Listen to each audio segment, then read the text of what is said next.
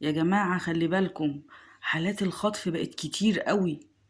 كل حد يخلي باله من ولاده، كل واحدة تخلي بالها من عيالها.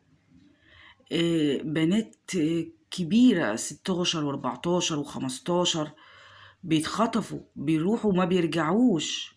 حالات الخطف بقت كتير بشكل مرعب، بشكل مرعب. البنت تروح درسها ولا تروح مدرستها ما ترجعش. يبصوا عليها في الكاميرات يشوفوها كانت ماشية في طريقها وتبقى مثلا آخر حاجة بيشوفها تبقى راكبة توك توك ولا بتبقى راكبة مشروع، وبعد كده بتختفي. خلي بالكم يا بنات، وعي بناتكم، وعوا بناتكم يا ستات، ووعوا شبابكم برضو، الشباب الصغير برضو 14 و15. خلي بالكم، خلي بالكم، مش أي حد تقفوا معاه وتتكلموا معاه.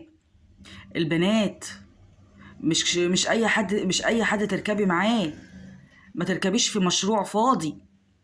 يجي مشروع يلاقيكي واقفة يقولك رايحة فين، تقولي رايحة في حتة الفلانية، يقولك اركبي. يطلع وراكي نفرين تلاتة هو عارفهم، يديهم إشارة بس ولا بتاع، يشمموكي حاجة، خلاص ضعتي ورحتي.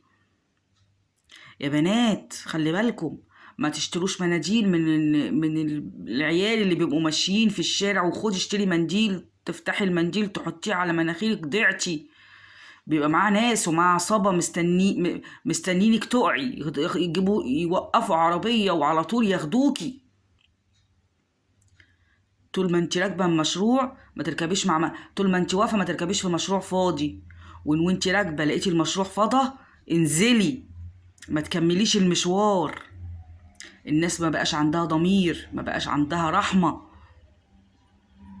وبعدين ده خطف ايه؟ ده خطف عشان خاطر اعضاء. ما بالعقل كده هو هياخد شابة عندها 14 سنة ولا شاب 14 سنة و15 و16 ليه؟ هيتسولوا بيهم مثلا؟ لا طبعا، معروفة، عشان خاطر الأعضاء. بيشمموكي حاجة، بيخدروكي ويودوكي بقى، يقطعوكي وياخدوكي يبيعوكي أعضاء بقى.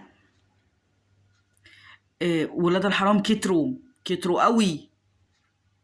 ومعرفش دول ازاي بياكلوها متعاصة بدم الناس، متغبسة بالدم. خلي بالكم، ما تتكلميش مع واحدة ولا واحد في الشارع وشارع يكون فاضي. خدي يا بنتي قري لي الورقة دي، خد والنبي اروح السكة دي منين واروحها فين وازاي، ويشممك حاجة ولا يرش في وشك حاجة، ضعتي. ويبقى في عربية مستنياه توك توك ولا مشروع ياخدك ويجري.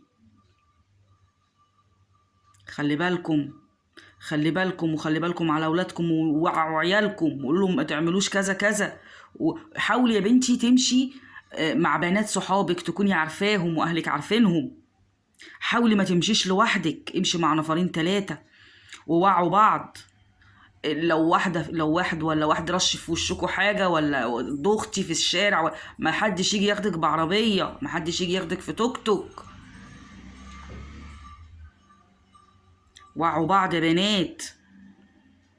خلي بالنا، نخلي بالنا حبايبي، وربنا يسترها علينا وعليكم، ونعدي الأزمة دي على خير.